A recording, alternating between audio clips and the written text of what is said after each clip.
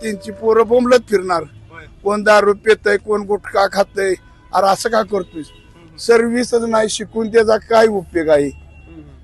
मग आता त्या पोरांनी काय करायचं? अहो त्यांच्यातल्या त्यांच्यातच साखळी आहेत, त्यांचीच पोरं लावायची. खालचे गच्चे बच्चे आहेत तेवढी जी पोरं लावायची. साहेबाला तरी काय कळून द्यायचं आहे? कच्ची बच्ची आहे ती पहिली जुनी आहे ती काढून टाकली पाहिजे ती. आणि नवीन जी पोरं आहे ती विश्वासू त्यासनी तेवढं साहेबांनी जवळ धरावं. कुठले शरद पवारांचं नाव म्हणताय का तुम्ही? ती साहेब कुठे आमचे जयंत पाटील कुठं असतील त्यांनी आपली सांभाळून घ्यावी. पाऊले चालली पंढरी, गळा भेट घेती वारकरी, लेट्सअप संगे सजली आषाढी वारी. Jadhavar group of institute Pune प्रस्तुत अभंगवारी. महाराष्ट्राला भक्तिरसात डुंबविणाऱ्या आषाढी वारीचे खास वार्तांकन पहा फक्त लेट्सअप वर. खरंय गाव ते माऊली, शेतीवाल्यांना पोरीच देत नाहीत म्हणे. खरंच आहे. कसं आहे, सर्व्हिस आता मुलींच्या आई बाप्पांच्या बी अपेक्षा वाढलेल्या आहेत. मुलगा सर्व्हिसवाला असावा, गव्हर्नमेंट सर्व्हिसला असावी, पोराला सासू सासरं नसावे, पोरगीला जाऊन शहरात राहावं, पोरग एकटं असावं. मग आता आई पाणी त्या पोराच्या काय करावं? काय करायचं? काय सोयरीकडे जाता का लोक पोरांच्या? त्यासारख्याला शेती नाही, काय नाही, हातावलं कष्टावलं पोट आहे. मग त्यांनी काय करायचं? ह्या मुलींच्या जर अपेक्षा जर अशा वाढायला लागल्या तर काय मुलांनी काय करायचं? किती पोरं आहेत हे तर बोलले की आता सांगता येत नाही, 100 पर्यंत पोरं आहेत. अहो 750 पोरं आहेत बिन लग्नाची. होय, हा, आमच्या गावात बघायला गेलं. काय पोरांची काय आता काय मानसिकता आहे? पोरं काय बोलतात बरं काय त्या? आमच्याच गावात साहेबाचा कारखाना आहे जयंत पाटलाचा.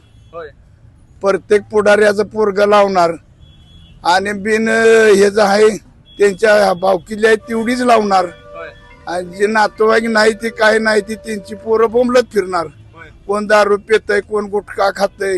अरे असं का करतोय? सर्व्हिसच नाही, शिकून त्याचा काय उपयोग आहे? मग आता त्या पोरांनी काय करायचं? जयंत पाटलांनी काय करावं होतं याच्यात? कारखान्यावर काहीच लोकांना नोकरी मिळतील. अहो त्यांच्यातल्या त्यांच्यातच साखळी आहेत, त्यांचीच पोरं लावायची. खालचे गच्चे बच्चे आहेत तेवढी जी पोरं लावायची. साहेबाला तरी काय कळून द्यायचं आहे? मग आता हे नवरदेवांच्या बायका थोड्या बघून आता देणार. साहेब फिरतो या घरोघरी, काय चाललंय न कसं चाललंय, काय चाललंय न कसं चाललंय. कोणी विश्वासच ठेवणं झालंय साहेबावर. का बरं? काय हे असंच की याने खालच्याने पोट भरायची आणि थोरल्याला नावं ठेवायचं. मग साहेब म्हणतोय असं कसं झालं? त्या पद्धतीचं चालू आहे सगळं राजकारण चालू आहे. कोण सामान्य माणसाचे गरिबांचे कोण दाद घेत नाही, काय नाही. तेवढ्या पुरती मतापुरती येते ती आणि तुझं काय असेल ते करून देते ती, असं म्हणायचं जायचं.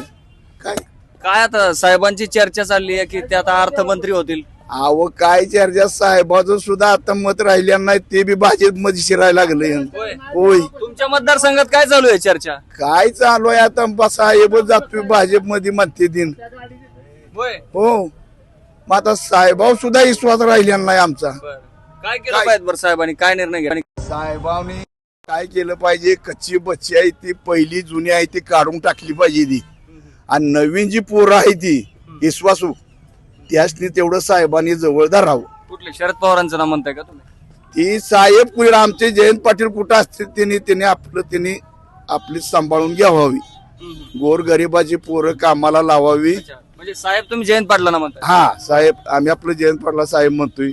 बर, त्यासनी बी असं कसं आहे, त्यासनी बी दोषी ठरवता येत नाही. ही खालची जी आंडू पांडू आहेत हीच फसवते ती आणि साहेबाला दोषी करते. जे सामान्य माणूस आहे ती त्याच्यापर्यंत जाऊ शकत नाही ना. खालच्या अर्धी पुढारी आहेत तीच. साहेब आले साहेब गेले, बघू उद्या बघू परवा.